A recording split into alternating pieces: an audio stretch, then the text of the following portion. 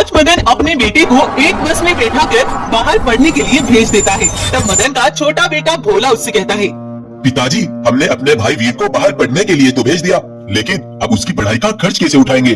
कोई बात नहीं भोला, हम अपनी फसल से आने वाली आमदनी से आधे पैसे वीर की पढ़ाई के लिए बचाएंगे और अपना खर्च भी थोड़ा कम करेंगे। लेकिन तुम्हारे चाचा करुण की बातों ने मेरा दिल बहुत दुखाया है। दिन पहले मदन अपने भाई करुण की दुकान पर गया था। करुण, तुम तो जानते ही हो मैं हमेशा से वीर को पढ़ाकर होशियार और काबिल बनाना चाहता हूँ, लेकिन 6 महीने की फसल कटने पर 6-7 हजार रूपए ही मिलते हैं। उनमें वीर की पढ़ाई का खर्च उठाना मेरे लिए मुश्किल लग रहा है। भाई, मुझे कुछ पैसों की जरूरत है और मैं कह रहा था तुम भीमा को भी रवि के साथ पढ़ने के लिए भेज दो।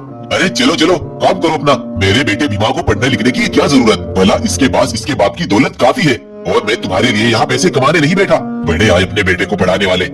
अपने भाई करुण के मुंह से ऐसी जहर भरी बातें सुनकर मदन का दिल छलनी हो गया, लेकिन उसने फैसला किया कि वो हर हाल में अपने बेटे को पढ़ा कर रहे। अपने बेटे वीर को पढ़ने के लिए बाहर भेज दिया था।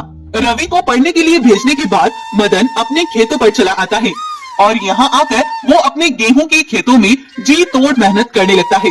6 महीने में फसल कटने के बाद मदन गेहूं की बोरियों को बाजार में बेच देता है और उनसे जो पैसे मिलते हैं उन आधे पैसों को मदन डाक खाने में डाल देता है और अपने बेटे के लिए डाक खाने के जरिए वो पैसे पहुंचा देता है और आधे पैसों से अपने घर का खर्च चलाता है। ऐसे ही मदन बहुत सालों तक अपने खेतों में मेहनत करता रहा और अपनी बेटी को पढ़ाता रहा और कई साल ऐसे ही गुजर गए। कई सालों बाद मदन का बेटा अपनी पढ़ाई पूरी करके वापस लौटता है। मदन अपने बेटे को देखकर खुशी से फूला नहीं समाता और उसे लेकर घर वापस लौटता है। अरे बेटा, ये बताओ कैसा रहा तुम्हारी पढ़ाई का सफर? पिताजी, बहुत मेहनत और लगन से पढ़ रहा हूँ। मैं क्लास में हर बार टॉप आता था। हाँ वीर भाई, पिताजी ने भी तो तुम्हारे लिए बहुत मेहनत की है। छोटू, अब पिताजी के एहसानों का बदला पूरा करने का समय आ गया है। अरे बेटा, ये सब बातें बाद में करना, पहले तुम भोजन कर लो। तब वो तीनों बाप बेटे भोजन करने लगते हैं। पिताजी, ये बताओ मेरे पीछे व्यापार कैसा चल रहा है? वीर बेटा, वही पुराना व्यापार है हमारा। 6 महीने तक खेतों में जी तोड़ मेहनत करते हैं और फसल बिकने पर वही 7-8 हजार रूपए हाथ लगते हैं और उनमें से भी दुकानदार आधे रोक लेते हैं। पिताजी, चलिए खेत पर ही चलकर सारी बातें करेंगे। तब वीर अपने पिता मदन के साथ अपने खेतों पर चला जाता है। वहाँ वीर देखता है कि मदन के खेत आज भी हरे भरे लहरा रहे थे। पिताजी, जैसे आपने मुझे बताया, फसल कटने पर आपको सिर्फ 7-8 हजार रूपए मिलते हैं, लेकिन इसमें आपको मुनाफा कितना होता है? देखो वीर, इस फसल में खाद, बीज और पानी की लागत 5 हजार तक पड़ती है, तो इसका मतलब आपको सिर्फ 2-3 हजार रूपए बचते हैं। हाँ बेटा, बस इन्हीं से जिंदगी का गुजारा चलता है। पिताजी, अब आप देखना हम अपने इस कारोबार को कितनी ऊंचाई तक ले जाएंगे। हम इस काम को एक नई तरीके से करेंगे और मुझे उम्मीद है हमारा ये काम बहुत आगे तक जाएगा। वीर अपने पिता को अपना पूरा प्लान बताता है और एक मशीन लेकर आता है। वीर ने अपनी फसल से निकलने वाली गेहूं को इसी मशीन से आटे में तेजी से बदल दिया और ये बिल्कुल शुद्ध आटा उसने पैकेटों में बंद करवाया और इन शुद्ध आटों के पैकेट को उसने कई जानवरों के घरों में फ्री में खाने के लिए दे दिया। और कई दिनों बाद वीर ने बहुत सारे आसपास के जंगल के जानवरों को इकट्ठा किया। भाइयों, ये मेरा बेटा वीर है। ये बाहर से पढ़कर आया है। ये तुम सबके सामने अपनी कुछ राय रखना चाहता है। भाइयों, तुम सब पिताजी के कहने पर यहाँ आए, तुम्हारा बहुत शुक्रिया।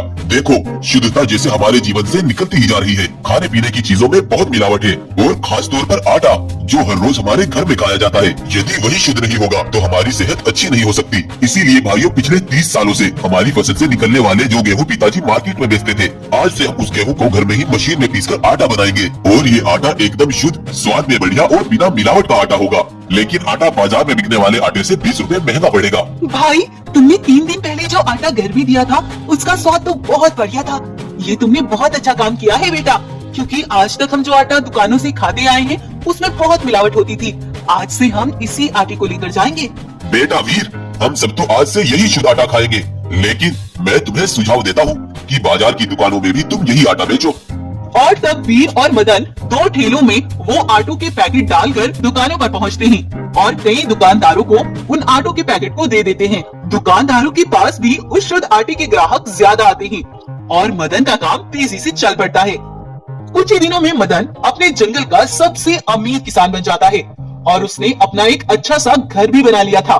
लेकिन ये सब देख उसका भाई करुण उससे बहुत जलने लगा था। इस 2 टके के किसान की तो जिंदगी ही बदल गई। कल तक मेरे सामने हाथ फैलाता था और आज इसे दिन लग गए। देखो तो कैसे सबसे इसकी बातचीत है। इसका इलाज भी मेरे पास है। जिस मशीन से ये कुछ घंटों के भीतर ही कई क्विंटल आटा निकालता है, मुझे वही चोरी करनी पड़ेगी। ना रहेगा बांस और ना बजेगी बांसुरी। देखता हूँ फिर ये क्या करता है। तब करुण अगले दिन छिपकर अपने ही भाई की जासूसी करने लगता है। बेटा वीर, आज तुम बाजार में अपने भाई भोला के साथ चले जाओ। आज मेरी तबीयत कुछ ठीक नहीं है। तो पिताजी आज हम रहने ही देते हैं। चलिए मैं आपको हॉस्पिटल ले चलता हूँ। अरे नहीं नहीं बेटा, मैं खुद चला जाऊंगा। दुकान वाले इंतजार कर रहे होंगे, तुम दोनों चले जाओ। तब वो दोनों भाई बग्गी में आटो के पैकेट को लेकर निकल गए और उनके जाते ही करुण ने कुछ शिकारी मदन के पास भेज दिए और उन्होंने पीछे से मदन पर जोरों का वार किया। मदन वहीं बेहोश हो गया और वो शिकारी मदन को उठाकर वहाँ से ले गए। इधर वीर और भोला वापस अपने घर लौटते हैं तो यहाँ उनके पिता नहीं थे, बल्कि 2 लकड़ियों के बीच उन्हें एक खत टंगा हुआ मिलता है। अगर अपने बाप को जिंदा देखना चाहते हो तो अपनी वो मशीन नील नदी के पुल पर रख कर चले जाओ और फिर 1 घंटे बाद यहीं से अपने पिता को ले जाना। नहीं भाई नहीं, हम इतनी आसानी से ये मशीन किसी को नहीं देंगे। भोला, सवाल हमारे पिता की मौत और जिंदगी के बीच का है। अब हमें देर नहीं करनी चाहिए। तब वीर और भोला वो मशीन लेकर नील नदी के पुल पर पहुंच जाते हैं और वो मशीन वहां रखकर वापस आ जाते हैं और दोबारा फिर 1 घंटे के बाद वहीं जाते हैं तो देखते हैं वहीं मदन बेहोश हुआ पड़ा था। तब वो दोनों अपने पिता को घर ले आते हैं और उसकी बहुत देखभाल करते हैं। उधर करुण वो मशीन लेकर अपने घर आ गया। तुम देखना, हम भी माला माल हो जाएंगे। इससे गेहूं का बहुत तेजी से आटा बनता है। देर मत करो भीमा, अब तुम इस मशीन को जल्दी से चलाओ। हाँ, तूने मुझे बहुत कुछ पढ़ाया लिखाया है ना, जो झट से किसी भी मशीन को यूं ही चला दूंगा। इसमें एक किताब है जिसे पढ़ने के बाद ही ये चालू की जाती है। उस बेचारे मदन की मशीन को उठा तो लाया, लेकिन ये तक पता नहीं कि ये चलेगी कैसे। भीमा बड़ी बदतमीजी से करुण को उल्टी सीधी बातें बोलता है, लेकिन जब भीमा ये बोल रहा था तो भालू दुकानदार के यहाँ अनाज की बोरियां ढोने वाले खरगोश ने उनकी ये सारी बातें सुन ली थी और वो दौड़ता हुआ मदन के घर पहुँच जाता है और मदन और वीर को सारी सच्चाई बता देता है। तुम दोनों अपने चाचा को कुछ नहीं कहोगे, मैं अकेले जाकर उससे बात करूंगा। तब मदन करुण के घर जाता है। मदन को वहाँ देख करुण अचंभे में पड़ गया। ये मशीन ना जाने कौन यहाँ पर रखकर चला गया। तुम्हारी जुबान की हिचकिचाहट ने मुझे सच्चाई बता दी करुण, लेकिन घबराओ नहीं, मैं तुम्हें कुछ नहीं कहूँगा। देखो करुण भाई, ये बात सच है, संगति का बहुत असर पड़ता है। तुम हमेशा बुरे दोस्तों के साथ रहे हो। घमंड और अमीरत के नशे में तुम चूर होकर ये तक भूल गए कि तुम्हारे बेटे पर इसका प्रभाव पड़ेगा।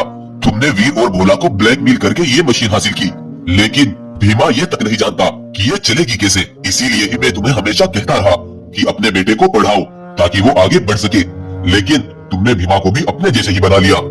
मदन भाई, मुझे समझ आ गया कि बुरी संगति में रहने का बहुत गहरा असर पड़ता है। तुमने हमेशा मेहनत करके अपने बच्चों को पढ़ाया और अच्छी बातें सिखाई और आज वो तरक्की कर रहे हैं, लेकिन आज से मैं भी खुद को बदलना चाहता हूँ।